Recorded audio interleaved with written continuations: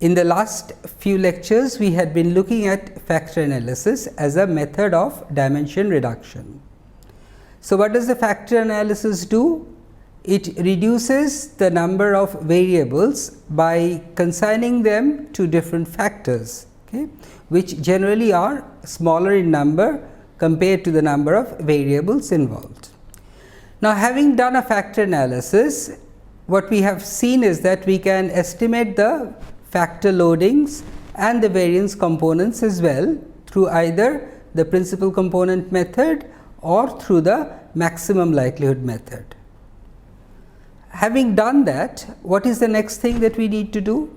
It's interesting to find out what individuals' factor scores are given the factor loadings and the variances. So, the question would be, given an individual's observation, can we find his factor scores?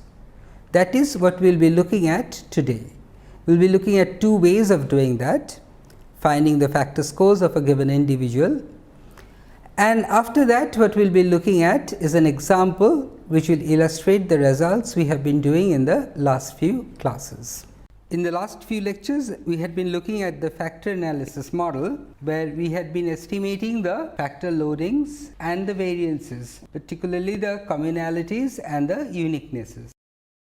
Now, once we have fitted this model, a question of interest can be, what are the respective factor scores of given individuals? What do I mean by this? It means that we have used a sample data of say n individuals, and we have built our factor model, which is x is equal to mu plus LF plus epsilon. Okay. And we have estimated the parameters, primarily L, which are the loadings. So, we have got L hat, and we have also got an estimate for psi, which is basically the variance component. Now, once we have done this, can we in fact give the factor scores of each of the individuals? How would that help? Remember that originally each individual had m characteristics, and we have scores on this m characteristics. What we intended to do was to reduce this number of variables to a smaller set. Suppose we take only p of this factors. So, p is much smaller than m. So, we have reduced the m variables to p variable. What would be the scores of these individuals in terms of this p variables or the p factors? If I can find that, then instead of the m variables or m scores corresponding to each individual, we can now quote only this p score. So, we need to find the factor scores as such. Now, if you look at the model, x minus mu is equal to LF plus epsilon. L has been estimated. We have an idea of what epsilon is like. It's the error, and it has a dispersion matrix which we have also estimated. Mu again is estimated from x bar. So, can I find the factor f given all this? That would be the question. And there are two different methods of doing this. One would be the weighted least square method or the generalized least square method that we usually use in regression, and the other would be the other type of regression method, where we start with the expected value, etc. Let me explain these two methods separately. First, the generalized least square method or the weighted least squares. Now, we have the model x minus mu is equal to LF plus epsilon. For the moment, assume that mu, L, etc. are known to us. Then what we have is, since epsilon has a dispersion matrix which is not spherical, in the sense that the diagonal elements are different and different for each of the individual i's, therefore, we need to apply the weighted least square. And how do you do the weighted least squares? We minimize epsilon prime psi inverse epsilon, which really means that we minimize x minus mu minus LF prime psi inverse x minus mu minus LF. And if we take the derivative of this, it's easy to see that it becomes x minus mu minus LF prime psi inverse, and you get a L from the second half, the minus 2 multiplied to this. And when equated to 0, this would simplify to f hat being equal to L prime psi inverse L prime psi inverse x minus mu. So given that we have already estimated L, mu and psi, our predicted factor score for a given individual with characteristics xi would be if I hat is equal to L hat prime psi hat inverse L hat whole thing inverse L hat prime psi hat inverse xi minus x bar. So what we do is now, instead of the individuals xi vector which is m dimensional, we get the individuals factor scores which is the fi vector, fi hat vector, which is p dimensional. And now we can summarize this. Instead of a larger set, we have a smaller set of variables to look at. There are certain simplifications we can always do, because remember, if we use the maximum likelihood method, L hat prime psi inverse L hat is equal to delta hat, the diagonal matrix. So we can always put that in. That was the uniqueness condition that we had used there. So we can make some simplifications, but the idea basically is that you need to do a weighted least squares to get the estimates. An alternative method is referred to as the regression method.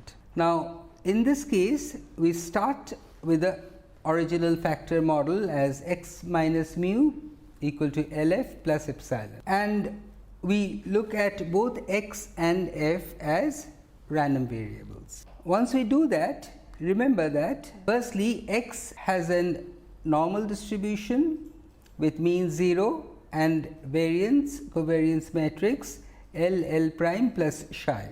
So we assume that this is normal with the corresponding mean and variance. Similarly, we have f which is also distributed as normal, and remember we have assumed that f has a mean of 0 and a variance which is equal to I.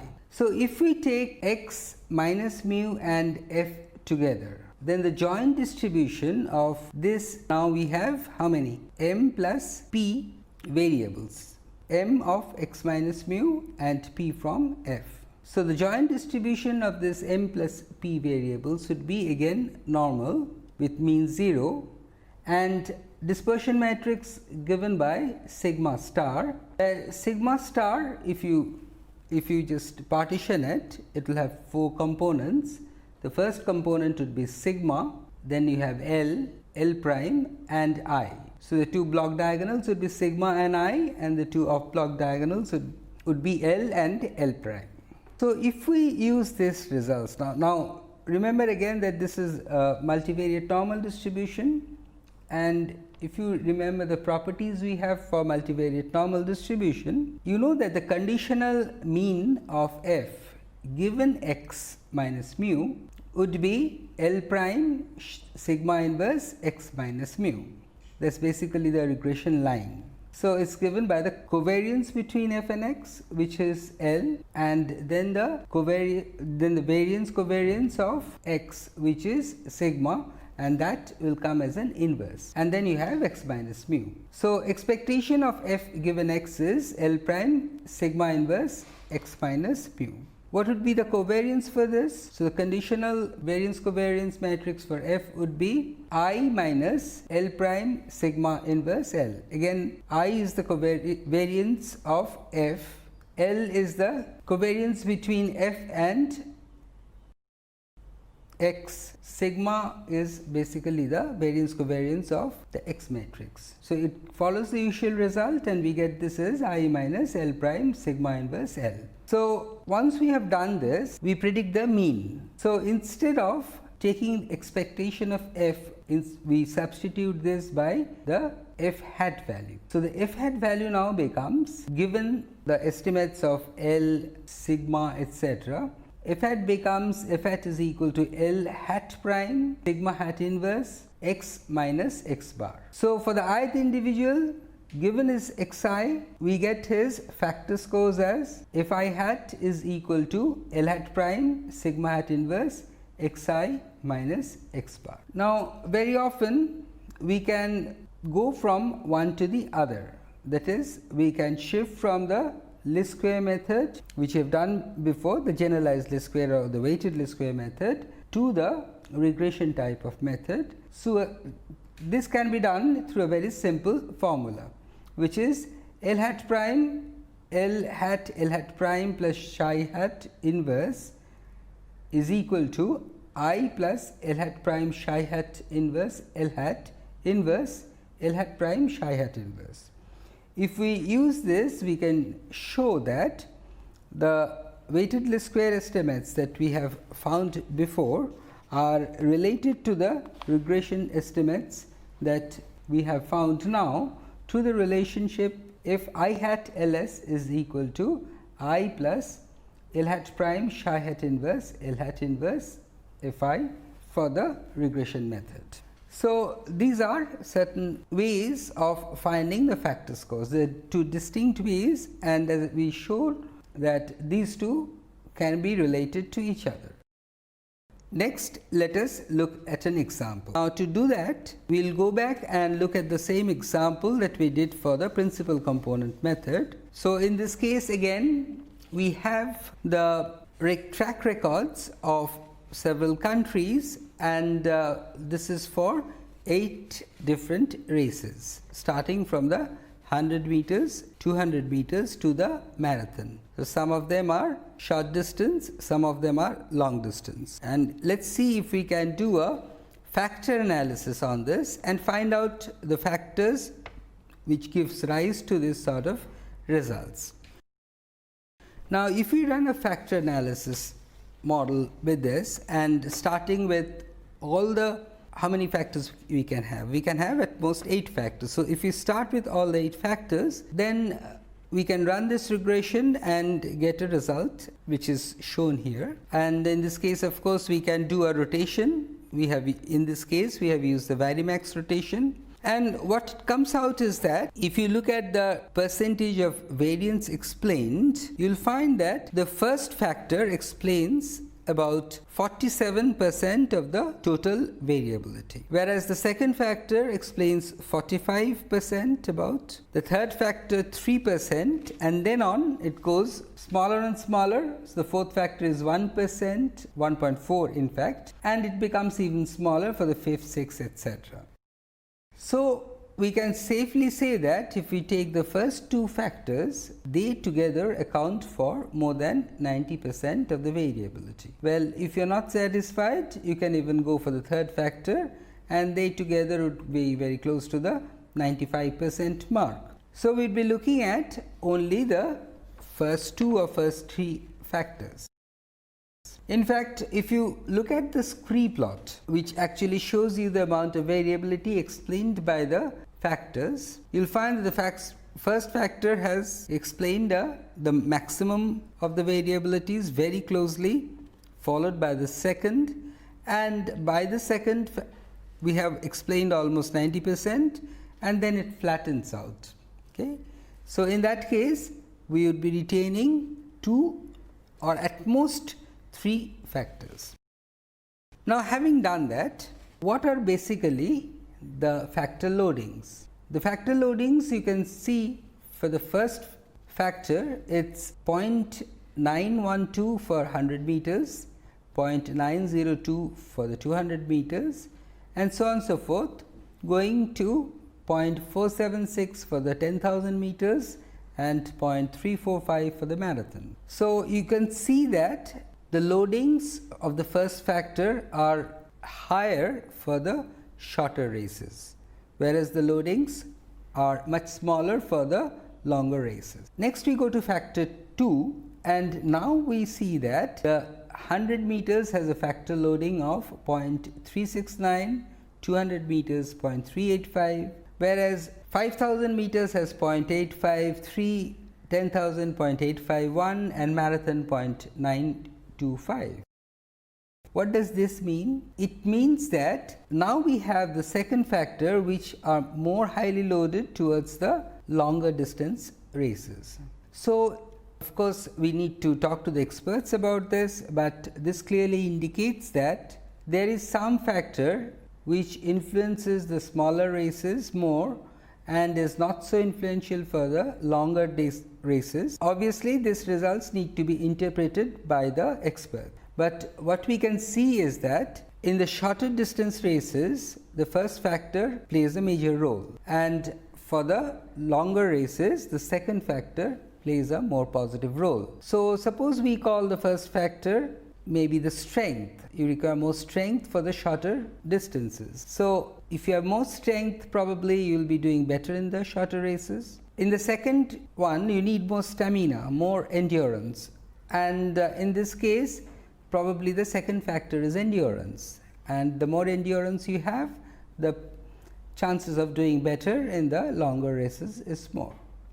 So, these two factors clearly distinguishes that the first races, the shorter ones, form one category requiring a different type of factor, whereas the last races form another category requiring a completely different type of factor. More interestingly, if you look at the third factor, okay, if you include the third factor, you see that this would be separating out, or it puts more weight on the 400 meters and the 800 meters.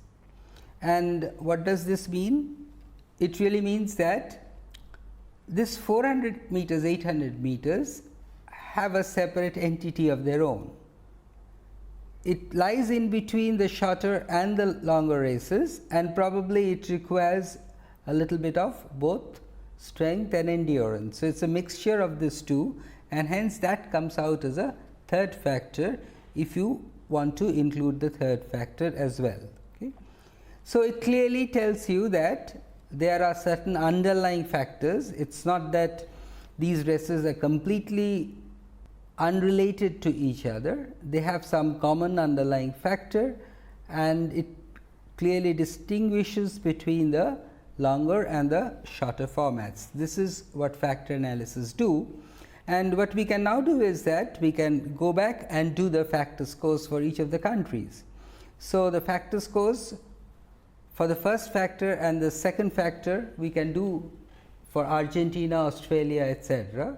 So, what is F1 for Argentina and what is F2, and that will identify as to which country is good in which type of sports. That actually what factor analysis helps us to do, and that is how we can reduce a large number of variables to a much smaller one. In this case, from 8 variables to perhaps 2 or maybe 3 factors. In the last few lectures and in today's lecture, we had been looking at factor models.